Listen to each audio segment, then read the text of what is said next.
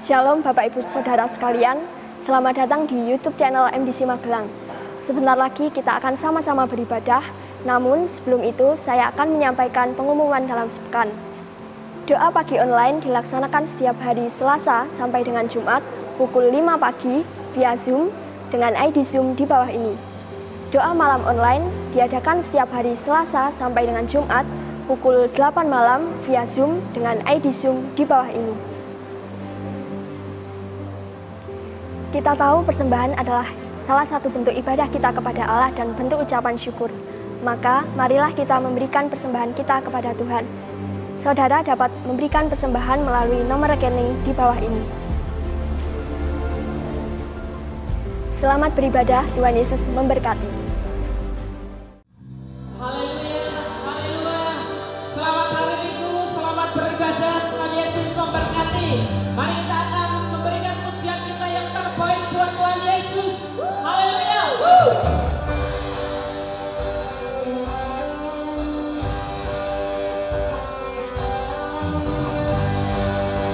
Kita akan sama-sama berikan yang terbaik buat Tuhan.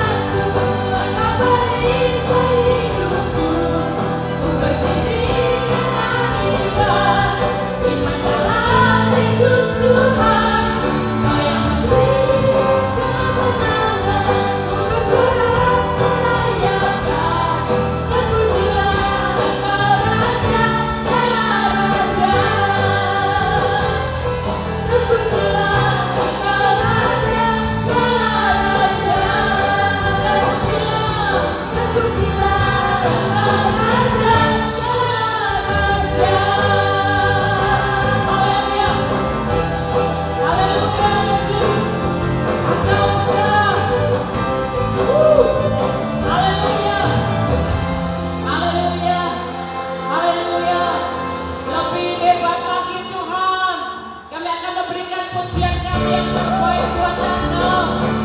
Engkau berikan kuasa bagi kami, memberikan kemenangan dalam hidup kami Tuhan.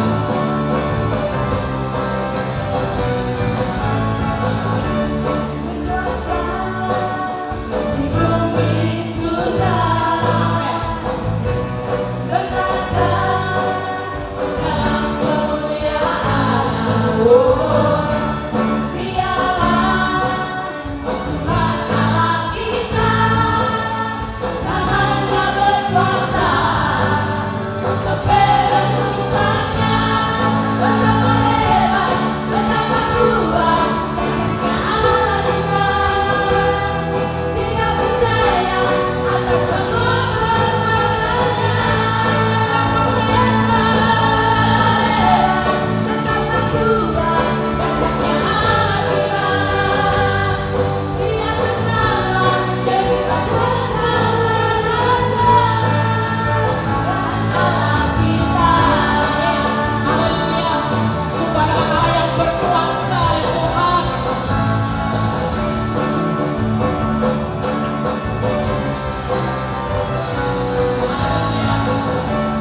Berkuasa di bumi surga, bertata dalam kemuliaan. Dialah Tuhan Allah kita, namanya berkuasa, membebaskan umatnya, betapa hebat, betapa kuat, kasih-Nya Allah kita. Dia percaya atas semua perbuatannya, betapa hebat, betapa kuat, kasih-Nya Allah kita. Dia bernama Yesus Kristus, Raja. Betapa hebat, betapa kuat, kasih-Nya Allah kita. Dia percaya atas semua perbuatannya, betapa hebat, betapa kuat, kasih-Nya Allah kita. Dia bernama Yesus Kristus, Raja. Betapa hebat, betapa kuat, kasih-Nya Allah kita. Dia percaya atas semua perbuatannya, betapa hebat, betapa kuat, kasih-Nya Allah kita.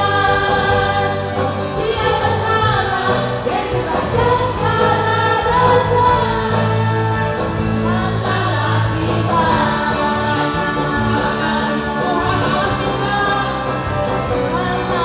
kita. Tuhan Allah kita. Tuhan Allah kita. Haleluya. Haleluya. Sungguh ajaib, ajaib Engkau Tuhan. Amin.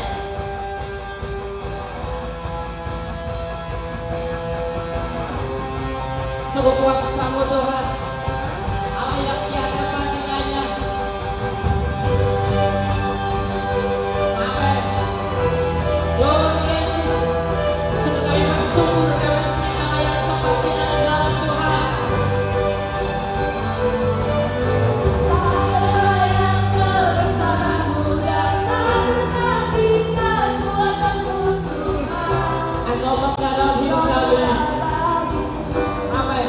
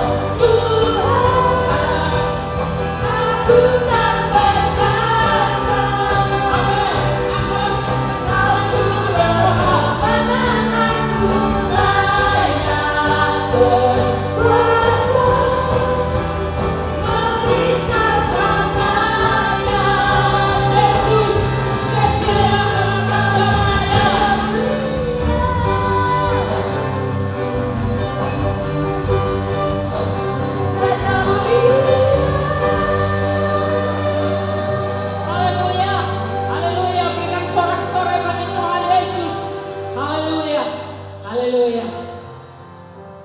Haleluya, Yesus masih dalam hadirat Tuhan. Sungguh kami mengucap syukur Tuhan untuk kebaikan Tuhan, atas mujizat-mujizat yang Tuhan kerjakan atas hidup kami ya Bapa. Terima kasih Tuhan Yesus.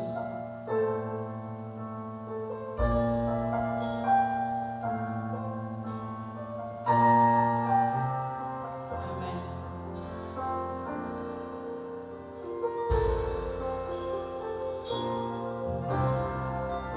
Terbatas kuasa-Mu Tuhan, semua dapat Kau lakukan. Apa yang kelihatan mustahil bagimu, itu sangat mungkin bagimu. Dengan sungguh-sungguh katakan tak terbatas.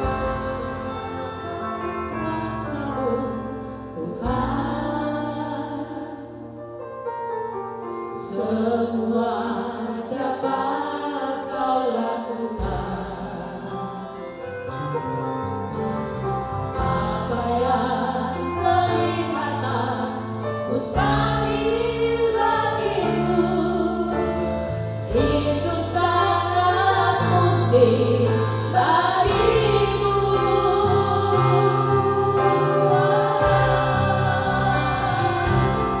Di saat ku tak berdaya, kuasa-Mu yang sempurna. Ketika ku percaya, mujizat itu nyata, bukan karena kekuatan, namun Roh yang cuma. Ketika ku berdoa, mujizat itu nyata. Dengan sungguh-sungguh kita akan nyatakan iman kita kepada Tuhan.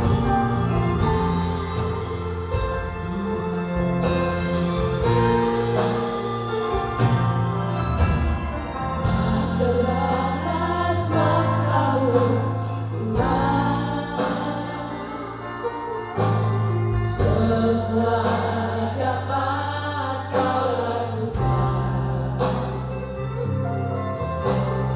Apa yang kelihatan mustahil bagimu, itu sangat mungkin bagimu.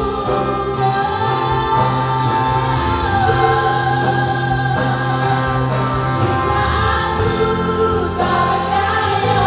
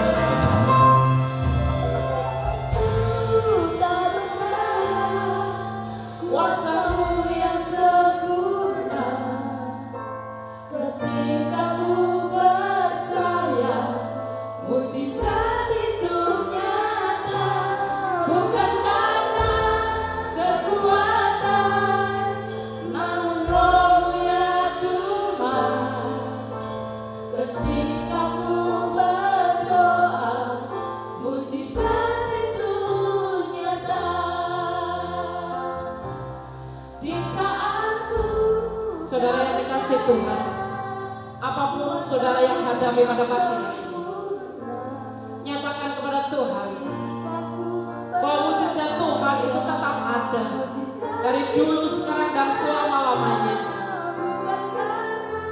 Apapun saudara hadapi pada pagi hari ini, biar Tuhan sendiri yang bekerja. Amin. Mujizat itu nyata, kisahmu tak berdaya. Semua kuasa Tuhan, kuasa-Mu sempurna dalam hidup kami, Tuhan. Mujizat itu nyata, bukan karena perbuatan, namun ya Tuhan. Ketika ku berdoa, mujizat itu nyata. Aku percaya, aku percaya, mujizat itu nyata. Aku percaya, mujizat itu nyata. Haleluya, haleluya Yesus. Sungguh kami mengucap syukur Tuhan untuk kebaikan Tuhan yang selalu baru dalam kehidupan kami ya Bapa. Terima kasih Tuhan Yesus, inilah pujian kami, inilah sembah sujud kami kepada Engkau ya Bapa. Dan kami akan sebentar duduk diam.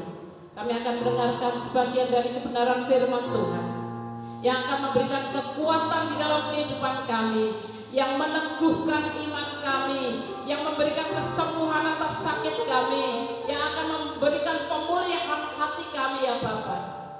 Terima kasih Tuhan Yesus, berkati hamba-Mu yang akan menyampaikan kebenaran firman Tuhan pada pagi hari ini. Di dalam nama Tuhan kami Yesus Kristus. Haleluya. Amin.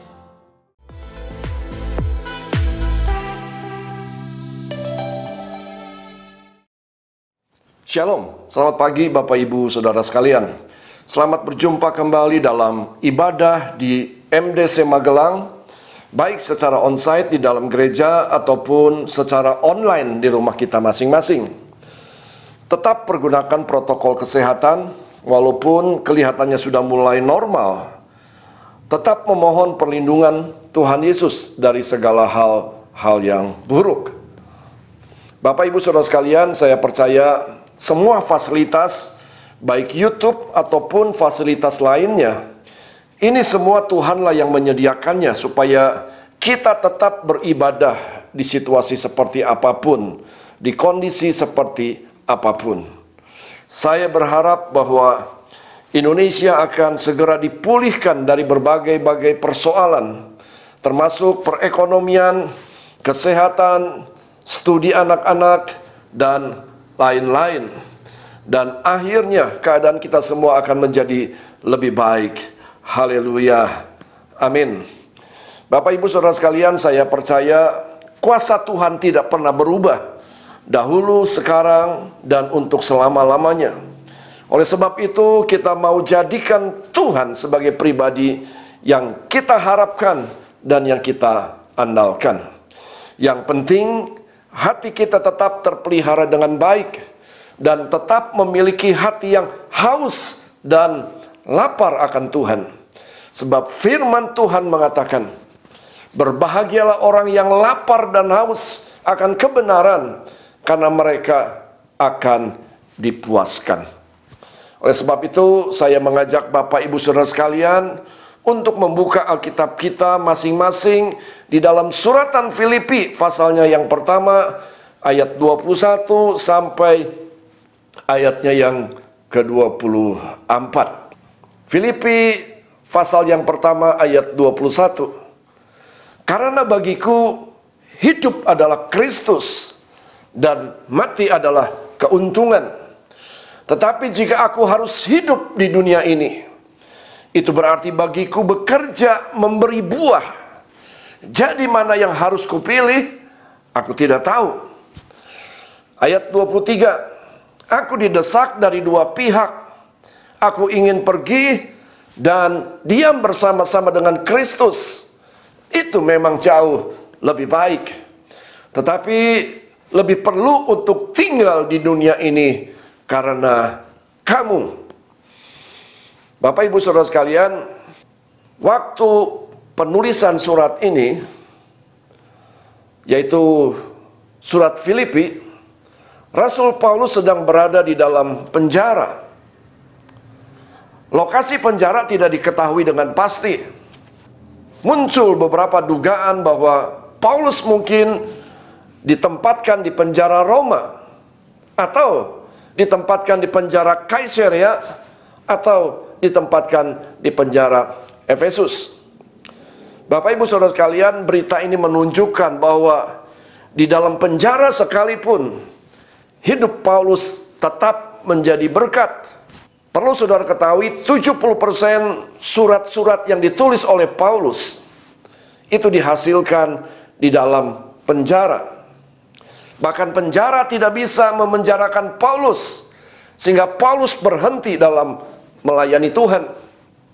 Bapak Ibu Saudara sekalian, sekali lagi perlu saudara ketahui bahwa 70% dari surat-surat Paulus itu ditulis dalam penjara. Artinya penjara tidak dapat memberhentikan atau menghalangi Paulus untuk melayani Tuhan. Ada banyak orang berhenti dalam pelayanan dikarenakan berjumpa dengan berbagai macam persoalan. Ada banyak orang berhenti pelayanan dikarenakan masalah keluarga. Ada banyak orang memutuskan untuk berhenti di dalam pelayanan karena terlalu banyak masalah di dalam kehidupannya. Ada banyak orang datang kepada saya mengatakan, "Pak, untuk sementara saya tidak bisa melayani Tuhan terlebih dahulu, dikarenakan saya sedang mengalami persoalan yang sangat kompleks di dalam rumah tangga." Ada banyak orang yang datang kepada saya mengatakan bahwa, "Pak, saya berhenti, tolong jangan dijadwal pelayanan terlebih dahulu, karena saya sedang mengalami banyak persoalan di dalam keluarga." Bapak Ibu Saudara sekalian, namun berbeda dengan Paulus, penjara, kesukaran, aniaya tidak dapat memberhentikan pelayanan dari Rasul Paulus. Mereka berpikir dengan cara memenjarakan Rasul Paulus, maka berakhirlah semua pelayanan Paulus. Ternyata keliru, Bapak Ibu Saudara sekalian. Di dalam penjara, Paulus semakin giat dalam melayani Tuhan. Dia banyak menulis surat-suratan dan dikirim kepada gereja-gereja lokal di mana Paulus pernah merintis di masa-masa yang lalu. Ada banyak orang berpikir, saudara, dengan cara memenjarakan seseorang, maka berakhirlah karir pelayanan. Saya mendengar ada pendeta Syafuddin Ibrahim di penjara. Saya mendengar ada pendeta Muhammad Kece juga di penjara. Mereka berpikir dengan cara memenjarakan seseorang, maka berakhirlah semua pelayanan yang mereka lakukan. Saya ingin beritahu, itu semua keliru. Sebab Bapak Ibu Saudara sekalian, kesukaran, aniaya, penjara tidak dapat memberhentikan pelayanan-pelayanan dari seorang hamba Tuhan yang dipilih oleh Tuhan. Inilah hamba Tuhan yang luar biasa. Hamba Tuhan yang tahu akan tujuan hidupnya, saudara. Sehingga ia berani mengatakan, "Sebab bagiku hidup adalah Kristus dan mati adalah keuntungan." Hidup akan menjadi tajam jika kita mengetahui tujuan hidup kita di dalam Tuhan. Bahkan ayat ini adalah ayat yang sangat disukai oleh Saudara Ahok.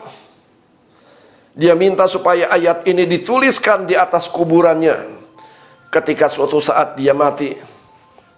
Karena bagiku hidup adalah Kristus dan mati adalah keuntungan.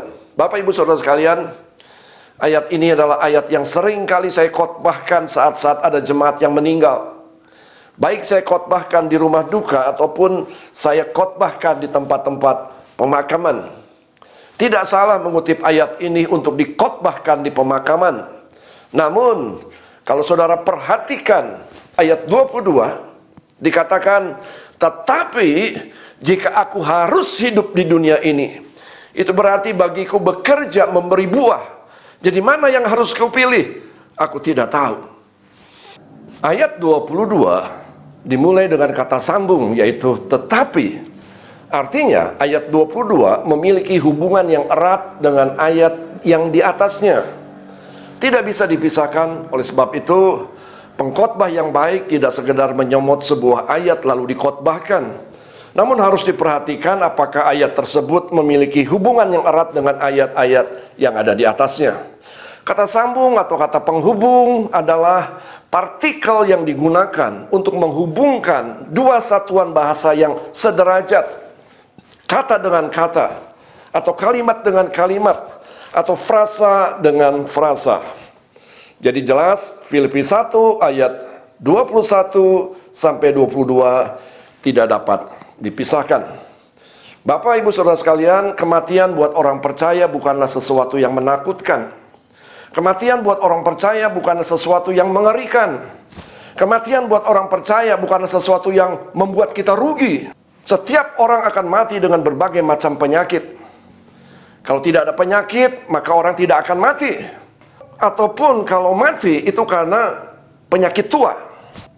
Kalau saudara mau mati dalam kondisi tidur yang diingini oleh banyak orang, yaitu adalah penyakit jantung. Dengan tiba-tiba pada saat tidur bisa mati. Bapak, Ibu, Saudara sekalian, kenapa Paulus menganggap bahwa kematian itu adalah sebuah keuntungan?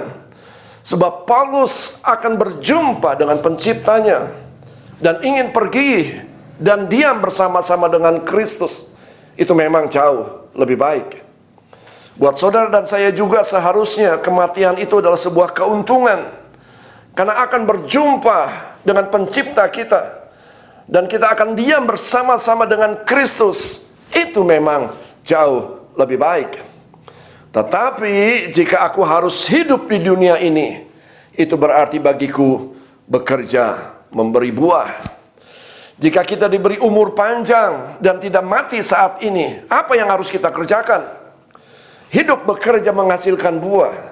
Artinya hidup produktif buat kerajaan Allah, bukan produktif buat sesuatu yang sia-sia, yang fana. Berapa banyak orang hidup tidak produktif buat kerajaan Allah? Berapa banyak orang hidup tidak produktif, disibukkan dengan hal-hal duniawi yang sia-sia, yang tidak jelas tujuannya. Bukankah Paulus mengatakan yang seperti ini lebih baik mati?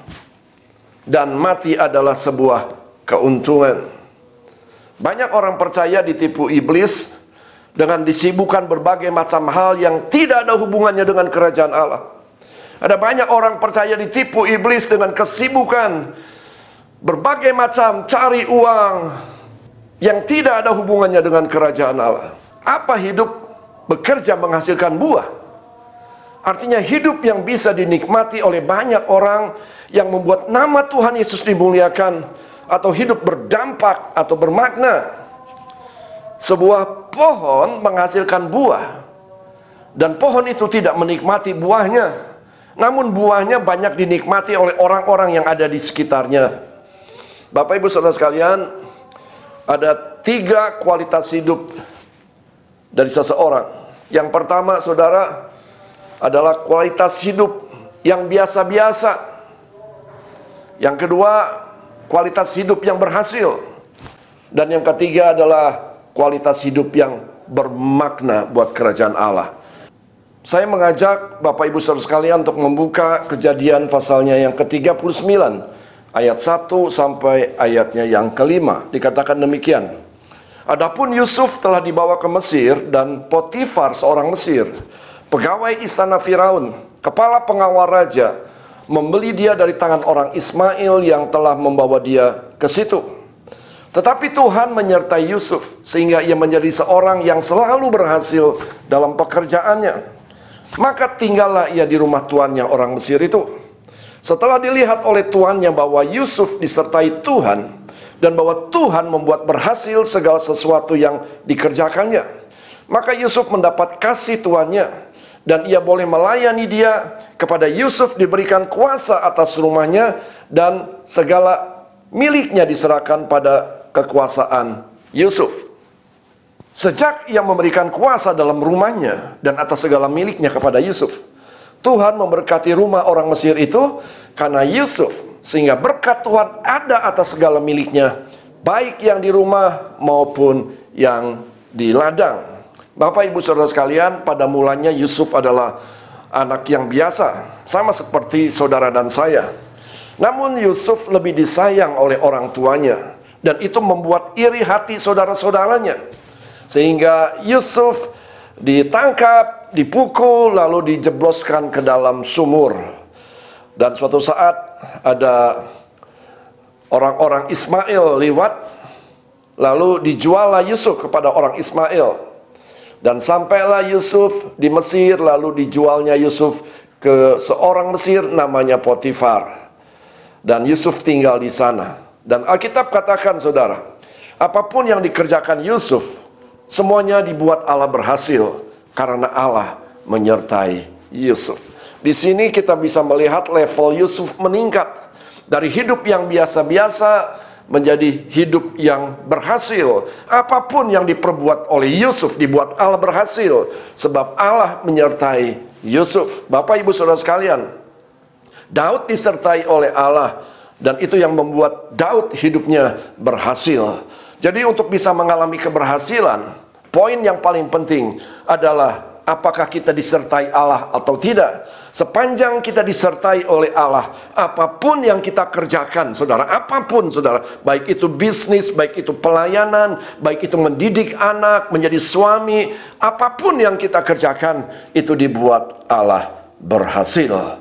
Nah, kita perhatikan di dalam ayat yang kelima, Yusuf tidak hanya puas dengan level yang kedua, yaitu hidup yang berhasil. Level yang ketiga adalah hidup yang berdampak.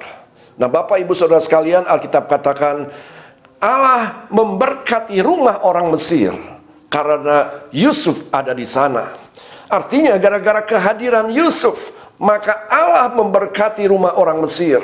Padahal Potifar tidak mengenal Allah, saudara. Potifar bukan orang percaya, namun gara-gara Yusuf ada di rumah tersebut, maka Allah memberkati Potifar dan dengan segala kepunyaannya diberkati oleh Tuhan. Artinya, kehadiran Yusuf ke sana memberikan pengaruh. Kehadiran Yusuf ke sana membawa dampak. Kehadiran Yusuf di rumah Potifar memberikan makna sehingga rumah itu diberkati oleh Tuhan. Bapak ibu saudara sekalian, kita dipanggil oleh Tuhan bukan hanya sekedar berhasil, punya pekerjaan yang mapan, punya rumah, punya mobil. Bukan itu, saudara. Kita dipanggil oleh Tuhan untuk menjadi orang yang berdampak dan bermakna. Jadi, karena Yusuf tinggal di rumah Potifar, maka Allah memberkati rumah orang Mesir itu. Karena apa? Karena ada Yusuf di sana. Jadi saudara, hidup Yusuf sekali lagi berdampak, bermakna, dan memberikan pengaruh yang luar biasa.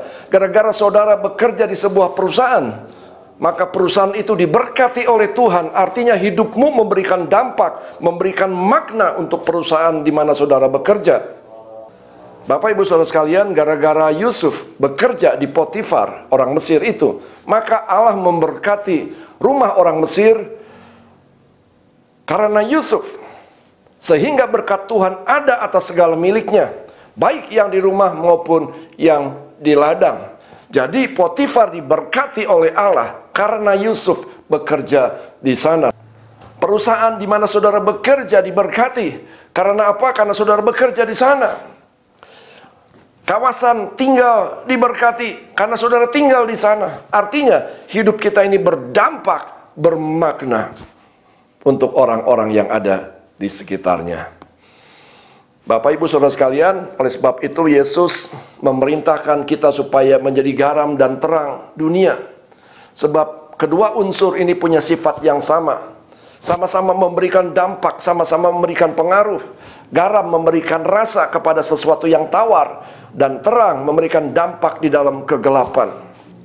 Bapak ibu saudara sekalian, Efesus 5 ayat 16, dan pergunakanlah waktu yang ada, karena hari-hari ini adalah jahat, dan belajarlah untuk mengerti apa yang menjadi kehendak Allah.